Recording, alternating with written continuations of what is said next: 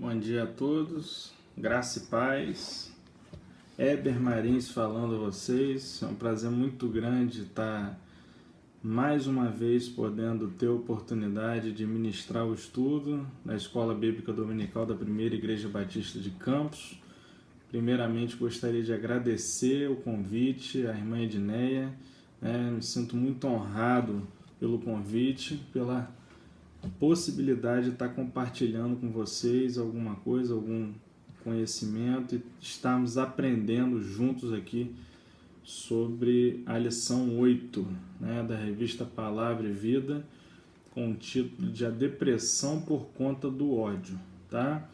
Gostaria de pedir desculpa aos irmãos também por estar de uniforme, eu estou trabalhando, encontrei aqui um momento de mais tranquilidade aqui no serviço para estar gravando esse vídeo, para que a gente possa estar aprendendo, compartilhando a palavra e aprendendo juntos sobre a lição 8. Já disse, a depressão por conta do ódio. Eu queria começar a fazer da mesma forma que eu fiz na outra lição que eu ministrei. A gente começa definindo o que é depressão, quais são os seus sintomas mais comuns, definindo o que é ódio, e passando para a história de Jonas. A gente vai estar aprendendo aqui, abordando experiências do profeta Jonas, explicando e trazendo exemplos de como o ódio acaba com a nossa sensibilidade, dando exemplo e contextualizando com a história do profeta Jonas. Gostaria, antes de começar, a orar a Deus. Convido você a estar orando comigo nessa hora.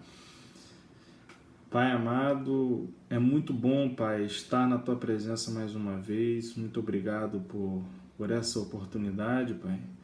Muito obrigado também pela oportunidade que o Senhor me deu, através da irmã Edneia, de estar ministrando esse estudo para os irmãos da Primeira Igreja Batista de Campos.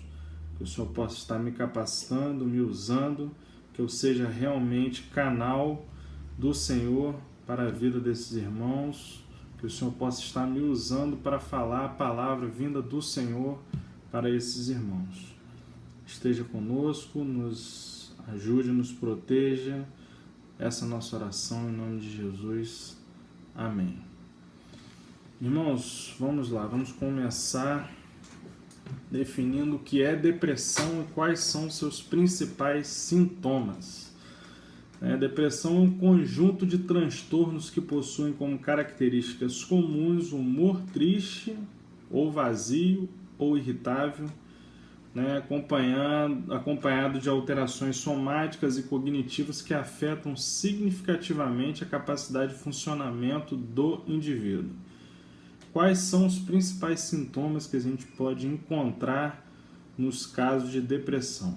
Humor depressivo na maior parte do dia, diminuição do interesse ou prazer nas atividades diárias, perda ou ganho significativa de peso sem relação direta com dieta, ou seja, a pessoa ganha ou perde peso sem estar fazendo dieta, tá? Agitação ou retardo psicomotor, fadiga ou perda de energia, sentimentos de inutilidade ou culpa excessiva, insônia ou hipersonia, capacidade diminuída para pensar ou se concentrar e pensamentos recorrentes de morte. É importante a gente ressaltar, frisar, que nem todas as pessoas com diagnóstico de depressão vão apresentar todos esses sintomas, tá, pessoal? Algumas pessoas não apresentam todos, apresentam um ou outro, mas na avaliação clínica, na avaliação individual de cada paciente, o diagnóstico é fechado como depressão, tá bom? Esses são apenas os sintomas mais comuns que a gente encontra na maioria dos pacientes, tá? Vamos passar agora para a definição de ódio. Qual é a definição de ódio? Também chamado de execração, raiva, rancor e ira, é um sentimento intenso de raiva e aversão e é traduzido na forma de antipatia, aversão, desgosto, rancor, inimizade ou repulsa contra uma pessoa ou algo, assim como o desejo de evitar, limitar ou destruir o seu objetivo. O ódio pode ser baseado no medo, sendo esse medo justificado ou não, e é descrito com frequência como sendo contrário do amor ou da amizade. Tá? Essa lição, reforçando, a gente já disse lá em cima, vai abordar as experiências do profeta Jonas, tá? Explicando e trazendo exemplos de como o ódio, né, quando cultivado por nós, pode estar aí acabando com a nossa sensibilidade. Não é isso, pessoal? Vamos começar perguntando quem era Jonas. A palavra de Deus, a Bíblia, no livro do profeta Jonas, ela não entra muito em detalhes de quem era Jonas, né? Ela diz que Jonas era um profeta, diz o nome do seu pai e já passa para a gente a história, né? O que aconteceu com ele, né? Na missão dada por Deus a ele. Eu pude estar pesquisando em alguns livros, pessoal, e achei algumas coisas muito interessantes e queria compartilhar com vocês aqui sobre o profeta Jonas.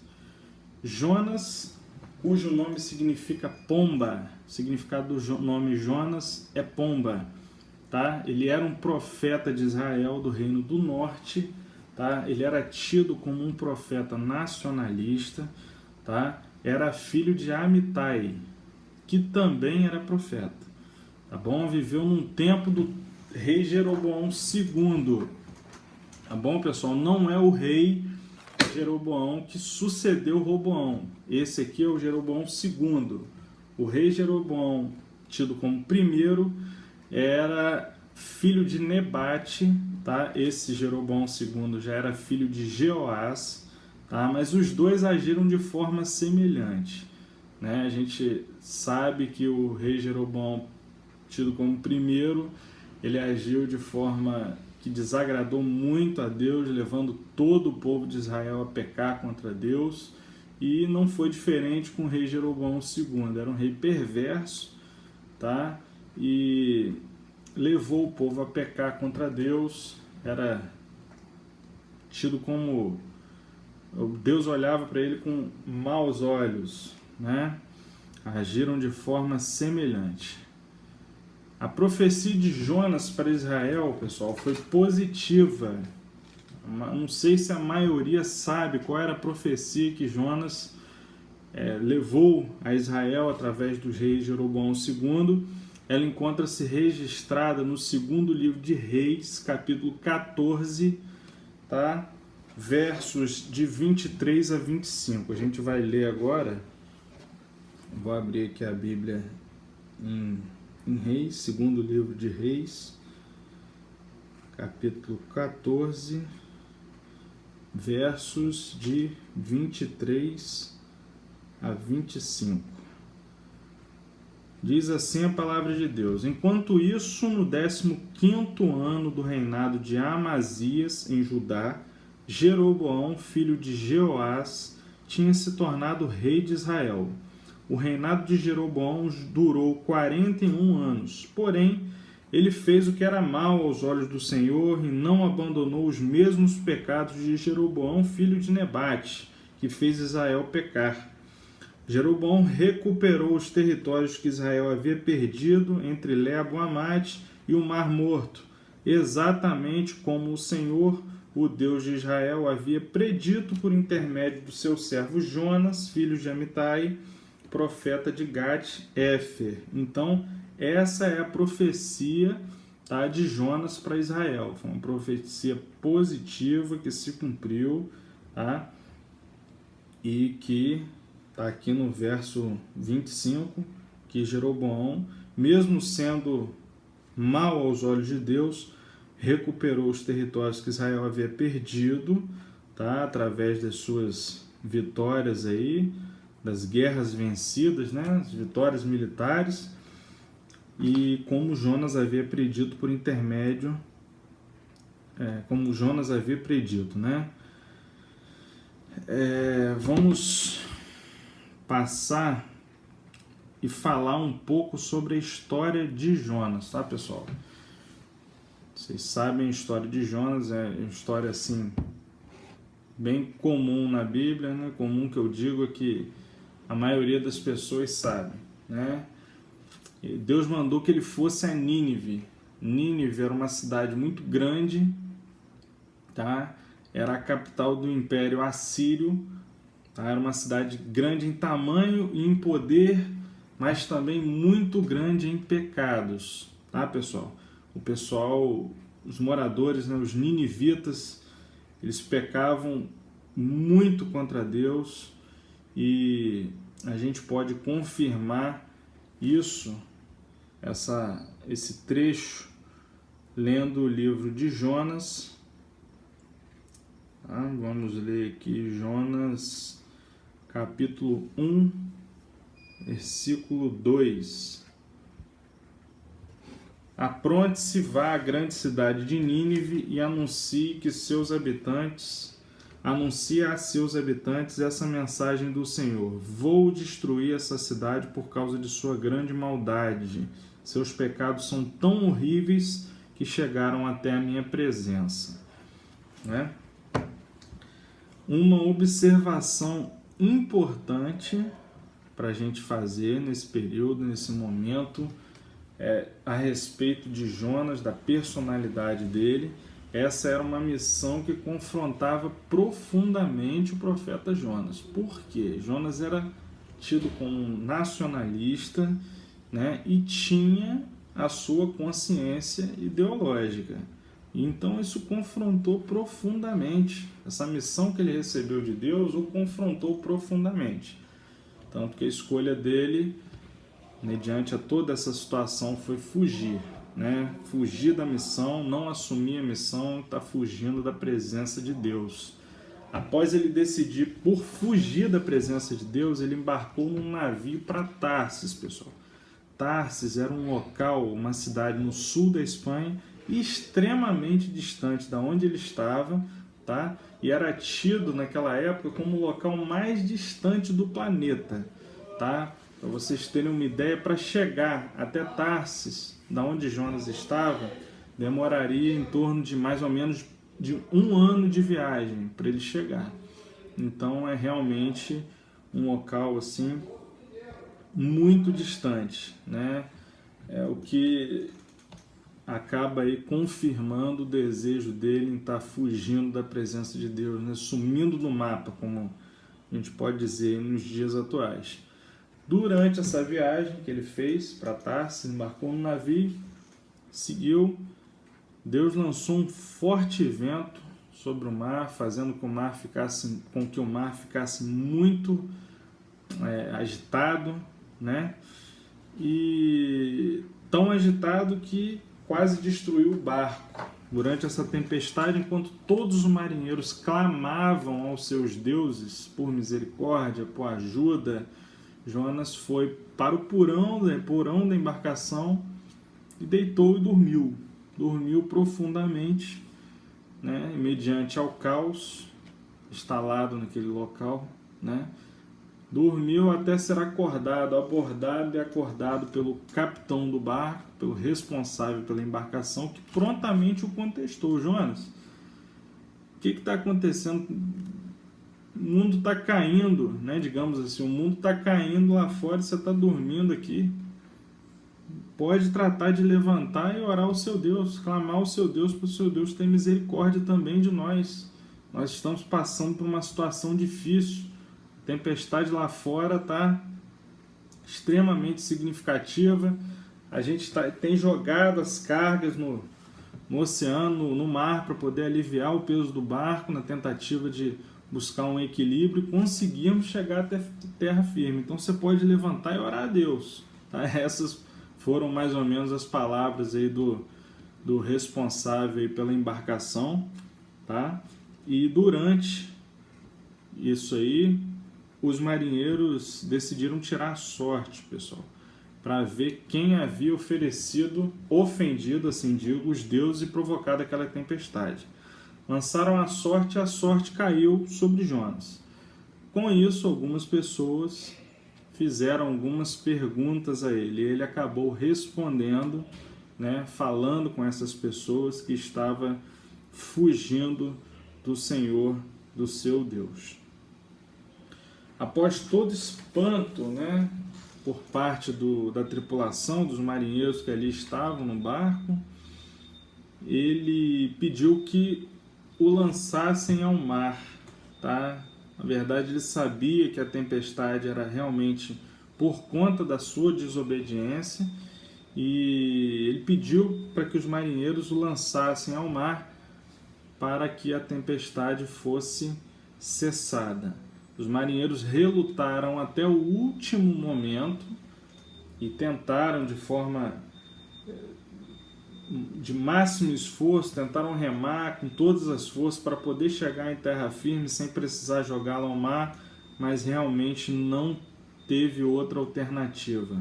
Antes deles jogarem Jonas ao mar, eles oraram ao Senhor, Deus de Jonas, Deus de Israel, e explicaram a situação, pediram por misericórdia, pediu para que o Deus não castigasse eles pelo fato de eles estarem jogando Jonas ao mar, mas que Jonas havia cometido um pecado contra o seu Deus, e com certeza Deus sabia do que se tratava, né?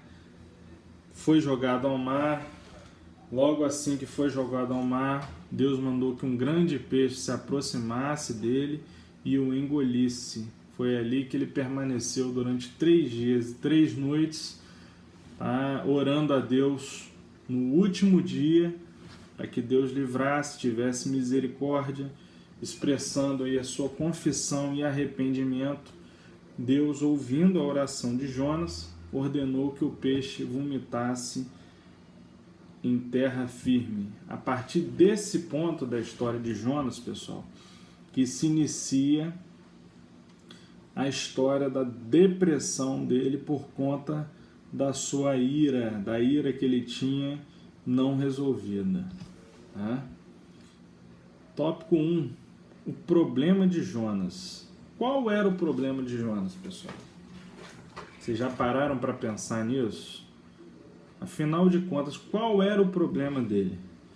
A gente já conversou anteriormente, disse que ele era um profeta nacionalista. A missão dada a ele por parte de Deus confrontava muito o seu nacionalismo e a sua consciência ideológica. Ele não estava com o coração absolutamente disposto a cumprir essa missão. Além disso, ele viveu num período em que Israel atravessava uma época muito delicada. Tá? A gente pode confirmar isso lendo mais um trecho do 2º livro de Reis. Vou abrir aqui. Você pode abrir sua Bíblia também. 2º livro de Reis, capítulo 14, versos de 25 a 28. Jeroboão recuperou todos os territórios que Israel havia perdido entre Lebo-Amate e o Mar Morto, exatamente como o Senhor, o Deus de Israel, havia predito por intermédio do seu servo Jonas, filho de Amitai, profeta de Gat-Éfer. O Senhor viu o grande sofrimento de Israel, tanto de escravos quanto de livres, e não havia ninguém para socorrer o povo. Deus não tinha dito ainda que apagaria o nome de Israel da face da terra, de modo que ele usou o rei Jeroboão, filho de Jeoás, para salvar a nação. Os demais acontecimentos da história de Jeroboão e tudo quanto ele fez, seu grande poder e suas guerras, e a maneira como recuperou Damasco, Amate, que haviam pertencido a Judá, estão registrados no livro da história dos reis de Israel. Então, o texto retrata, pessoal, uma época de muita pobreza em Israel, e além disso, como a palavra de Deus diz, Israel corria o risco de ser extinto como nação. Tá? Em contrapartida, como disse no texto, e a gente disse também anteriormente, né, paradoxalmente a isso, Israel vivia um tempo de muita expansão militar, né? Por exemplo, a palavra de Deus diz que o rei Jeroboão reconquistou os territórios que Israel havia perdido, né? E associado a isso, Israel gozava de um período de muita estabilidade em sua segurança nacional, tá? Nesse sentido, vivia-se num tempo em que a angústia social era muito grande, não havendo esperança de grandes mudanças. Então ninguém achava que ia acontecer nada em relação a Israel. Não tinha ninguém que socorresse Israel aos olhos dos israelitas. Tá? E a gente tem que perguntar por que tanta raiva de Nínive, né? Afinal de contas, por que Jonas tinha tanta raiva de Nínive, daquela cidade, daquele povo que habitava ali naquela cidade, além dos tantos pecados cometidos pelos ninivitas, levando Jonas a considerar ser injusto levar a palavra de Deus àquele povo? Naquele tempo, a grande ameaça para Israel era a Síria, que tinha Nínive como sua capital. A gente pode confirmar isso lendo o segundo livro de Reis, capítulo 15, versículo 19.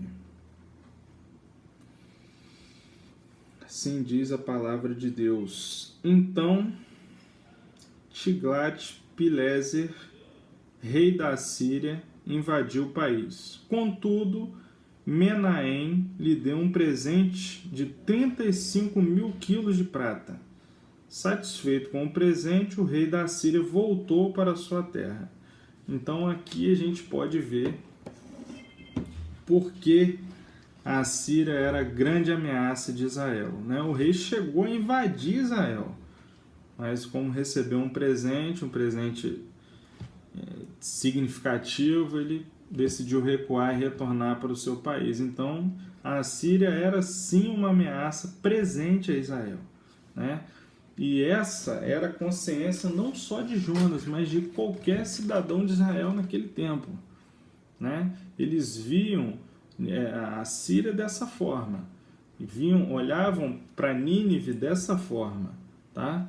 Por isso, né? Por isso a raiva, né, de Jonas em relação à cidade. Entrava a questão dos pecados que eles cometiam, tá? E também o fato deles serem ameaça constante para Israel. Mesmo com todos esses conceitos formados em sua cabeça, desejando que realmente Deus destruísse as cidades, Jonas prega o evangelho aos ninivitas, fazendo com que uma geração inteira se arrependesse de seus pecados e se convertesse a Deus. Mas aqui tem uma questão chave, né? No lugar da alegria perante a conversão em massa daquelas pessoas, no coração de Jonas deu lugar à tristeza, pois os planos de Jonas não eram iguais, não eram semelhantes aos planos que Deus tinha para aquela cidade. O segundo ponto que a gente vai discutir, de acordo com a revista, é quando não concordamos com o que Deus faz, pessoal. Tudo se inicia quando Deus chama Jonas para ser o missionário das boas novas àquele povo, àquela cidade, e Jonas não obedece. Tá? Para ele cumprir a missão que Deus pediu para que ele cumprisse, foi preciso antes passar pela disciplina do grande peixe. Então ele não cumpriu prontamente, desobedeceu a Deus, né? Preferiu se afastar da presença de Deus, precisou passar pela disciplina do grande peixe, né? Precisou passar por essa dificuldade para depois então decidir cumprir a missão, né? Quando finalmente ele obedeceu, pregou o evangelho sem fé nenhuma que havia algum tipo de conversão ali, percorreu a cidade a pé em apenas um dia, uma cidade grande, que para ser percorrida a pé demoraria 3 dias, ele percorreu apenas em um dia, né, pregando a seguinte mensagem: em 40 dias Nínive vai ser destruída. Ele só pregou isso e percorreu a cidade de forma rápida em apenas um dia. Mas Deus agiu assim extremamente naquele povo e, contrariando de forma completa as expectativas de Jonas, o povo creu e foi extremamente tocado por Deus, se humilhando e se arrependendo dos seus pecados, dos pecados que haviam cometido. Vamos ler, pessoal, Jonas capítulo 3, versos de 4 a 6, fala a respeito disso que a gente acabou de falar, acabou de mencionar. Então, abra sua Bíblia em Jonas capítulo 3, versos de 4 a 6. Diz assim a palavra de Deus: Jonas entrou na cidade, andou nela por um dia e começou a proclamar: daqui a 40 dias Nínive será destruída. O povo crê em Deus e decidiram proclamar um jejum, e todos os habitantes, desde o maior até o menor, vestiram-se de panos de saco. Isso porque quando o rei de Nínive ouviu o que Jonas estava falando, desceu do trono, trocou suas roupas reais por pano de saco e se assentou sobre as cinzas. Então a gente acaba vendo a confirmação, né, do que aconteceu ali. Quando Deus viu o arrependimento dos ninivitas, Deus perdoou a todos e retirou as palavras de destruição, né, resultando na revelação por parte de Jonas do que estava em seu coração. O coração de Jonas estava cheio de ira pecaminosa, né, ficando inconformado com a conversão de Nínive. Vamos ler agora também Jonas 4, versos 2 e 3. Abra sua Bíblia aí, por gentileza. Jonas capítulo 4, versos 2 e 3. Assim diz a palavra de Deus: ele reclamou com o Senhor por causa disso. Foi isso mesmo que eu pensei que o Senhor ia fazer, meu Deus. Quando eu ainda estava na minha terra, o Senhor me disse pela primeira vez que viesse até aqui. Foi por isso que fugi para Tarsis. Eu sabia que o Senhor é um Deus misericordioso e compassivo, que demora a perder a paciência e é cheio de amor e está sempre pronto a mudar de ideia e não castigar. Né? As duas perguntas a gente precisa fazer. Por que Jonas nutria tamanha revolta no coração contra Nínive? É a primeira pergunta que eu quero fazer para vocês refletirem. E por que desejou a própria morte de tanta tristeza pelas conversões dos ninivitas? Né? Essas duas perguntas são perguntas chaves aí, né, sobre a história de Jonas e sobre esse comportamento que Jonas teve perante a conversão dos ninivitas.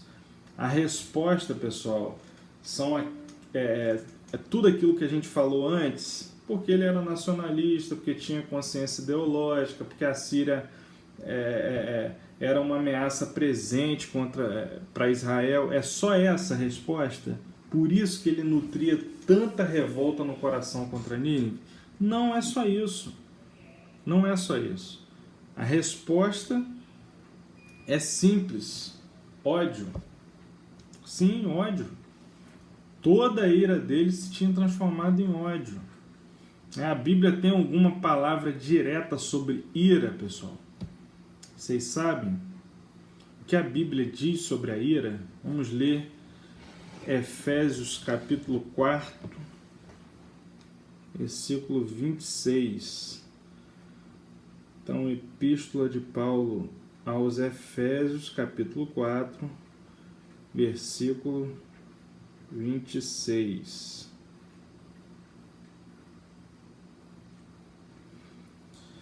Quando estiverem irados, não pequem alimentando seu próprio rancor. Não deixe que o sol se ponha antes de resolverem as suas diferenças.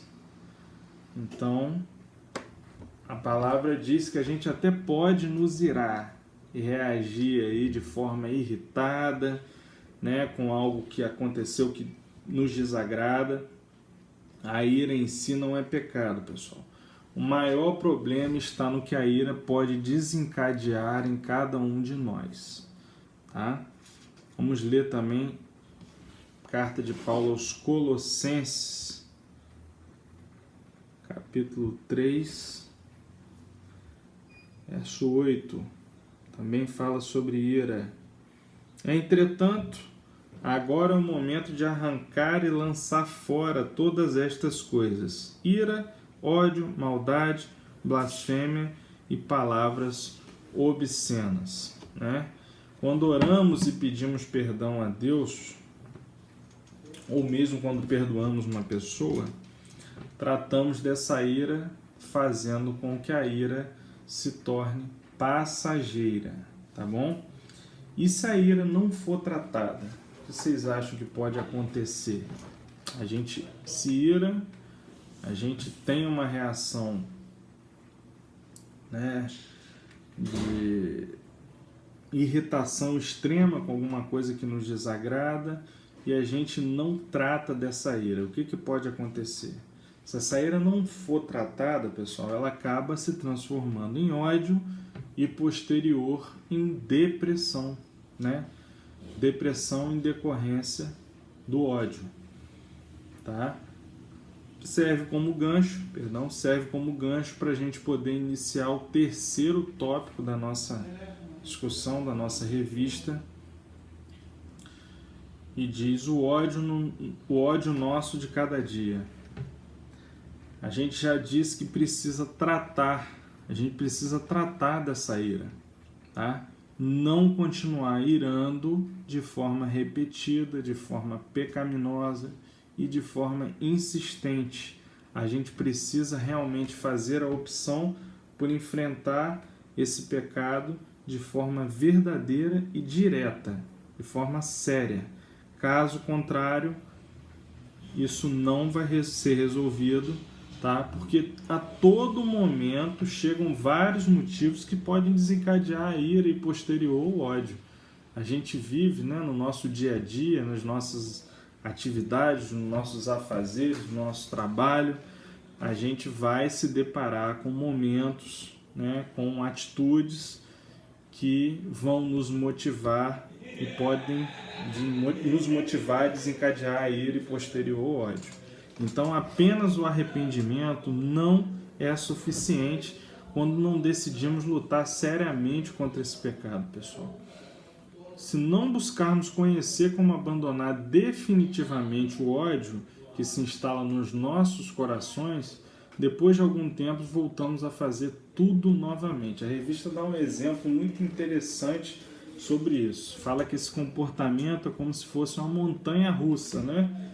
De altos e baixos. A gente peca, busca o perdão, depois peca de novo, busca o perdão de novo, peca outra vez, busca o perdão outra vez e por aí vai. O grande perigo disso é esse sentimento criar raízes, né? O que pode deixar a pessoa desejar a morte, né? E ou manifestar outros sintomas de depressão, aqueles sintomas que a gente viu lá no início da lição. Humor triste a maior parte do dia, perda ou ganho de peso sem estar relacionado com dieta, agitação psicomotora ou retardo, né?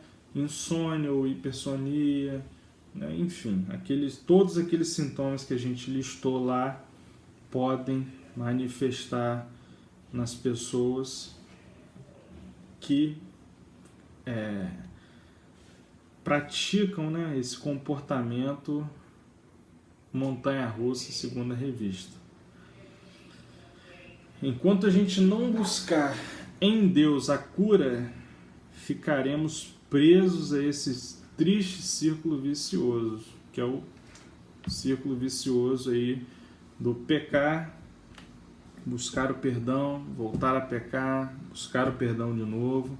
A gente precisa aí estar tratando de forma direta e séria buscando a cura em Deus para nos livrarmos disso. Qual o remédio para o fim do ódio, pessoal? Tópico 4 da revista. Remédio para o fim do ódio. O que vocês acham que seja? A graça de Deus, né? Quer remédio melhor que a graça do nosso Deus? Devemos nos submeter à autoridade da palavra de Deus, reconhecer que estamos em pecado e que precisamos da graça para nos libertar desse comportamento danoso, mas só conseguiremos isso através do Espírito Santo de Deus. É o único capaz de controlar nossos impulsos, nossa ira, as nossas vontades, né, e o nosso coração como um todo. Através do Espírito, a gente consegue se libertar, né, através da graça nos enchendo do Espírito Santo de Deus. E a outra forma, o outro remédio para o fim do ódio, né, como algumas pessoas não conseguirão vencer essa situação sozinhas, tá? E não é vergonha, tá, pessoal? Cada um reage de uma forma, tá, a uma determinada situação, a determinadas circunstâncias. Talvez seja necessário suporte humano com atendimento especializado. Ou seja, além de Deus, precisa ter a ajuda de Deus, tá? Essas pessoas precisarão também da ajuda de profissionais capacitados para isso, em alguns casos fazerem uso de medicação, né, para auxílio do tratamento.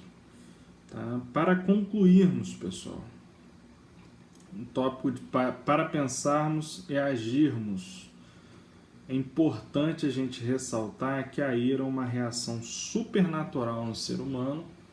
Ela precisa acontecer, tá? Para mostrar quanto somos sensíveis às coisas que nos acontecem, tá? Mas precisa ser trabalhada. A gente já viu que uma ira não tratada se torna um ódio. E um ódio, quando alimentado, pode se tornar uma depressão, né? E além disso, o estudo deixa uma pergunta que eu achei muito interessante e queria compartilhar com vocês também. Se Deus lhe mandasse você lá para a terrível cidade de Nínive, naquele tempo, você acha que você teria uma reação diferente daquela que Jonas teve? Se no lugar de Jonas, Deus mandasse você, dasse a missão que deu a Jonas a você, para que você pregasse o Evangelho, né, pregasse aí as boas novas para a terrível cidade de Nínive. Será que você teria a mesma reação que Jonas teve? É uma pergunta aí para a gente estar refletindo. Pessoal, a gente encerra então por aqui, né? Peço perdão por qualquer coisa. É a primeira vez que eu estou gravando um vídeo, né, com essa finalidade, um vídeo longo, né, como esse. Então peço perdão por qualquer coisa, qualquer falha aí da minha parte. E gostaria mais uma vez de agradecer a oportunidade, a irmã Edneia, pelo convite. Muito honrado e feliz por estar tendo a oportunidade de compartilhar com os irmãos um pouco da palavra de Deus. Vamos orar agradecendo. Feche seus olhos, eu te convido a orar junto comigo. Senhor Deus e Pai, muito obrigado por essa oportunidade de estarmos mais uma vez na Tua presença, meu Deus. Agradecemos o Senhor pelo estudo da Sua palavra, pela leitura bíblica, pela leitura da revista, por ter sido tão edificante para as nossas vidas esse momento de estudo, esse momento de reflexão, Pai. Continua falando aos nossos corações, esteja abençoando cada um de nós, cada um dos membros da Primeira Igreja Batista de Campos, nesse momento delicado que estamos enfrentando. Esteja abençoando também a liderança e, de igual modo, o pastor Rogério. Esteja nos fortalecendo, nos sustentando, meu Pai. Esteja com cada um de nós. Muito obrigado por tudo, perdoe os nossos pecados e continue conosco, Senhor Jesus. Essa é a nossa oração. Em nome de Jesus, amém. Pessoal, é isso. Eu vou estar finalizando agora. muito obrigado mais uma vez. Espero que tenha sido aí edificante para a sua vida, né? A palavra que a gente compartilhou, a lição 8 da revista. Espero poder ter contribuído aí para o crescimento espiritual dos irmãos. Fiquem todos com Deus. Mais uma vez, muito obrigado e até mais.